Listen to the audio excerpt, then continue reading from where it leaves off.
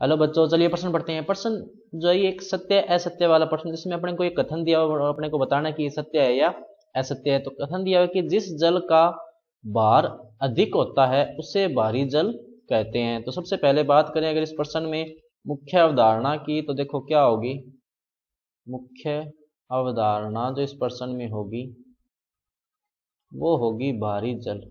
भारी जल, तो देखो भारी जल क्या होता है कि ड्यूटीरियम युक्त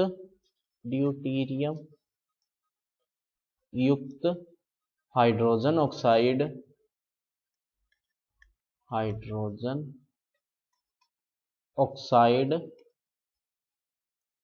भारी जल कहलाता है।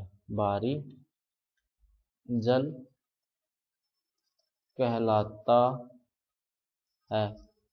तो देखो ड्यूटीरियम जो होता है इसको D से दर्शाते हैं और भारी जल को D2O से।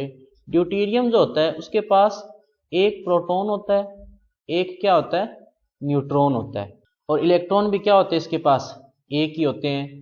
और सामान्य जल अगर अपने बात करें तो सामान्य जल का जो सूत्र होता है वो क्या होता है H2O होता है। यानी कि यहाँ पे जो हाइड्रोजन जो होता है इसका जो नाम होता है वो प्रोटियम होता है। क्या होता है प्रोटियम। क्यों? क्योंकि प्रोटियम जो है यानी हाइड्रोजन जो है इसके पास सिर्फ एक प्रोटॉन होता है और न्यूट्रॉन्स इसके पास नहीं होते। अब क्योंकि ड्यूटीरियम जो होता है वो क्या होता है कि जो ड्यूटीरियम का अणुभार जो होता है वो हाइड्रोजन से अधिक होता है। ड्यूटीरियम का अणुभार हाइड्रोजन से अधिक होता है, हाइड्रोजन से अधिक होता है। इसीलिए D2O का जो भार होता है वो ज्यादा होता है किससे H2O से।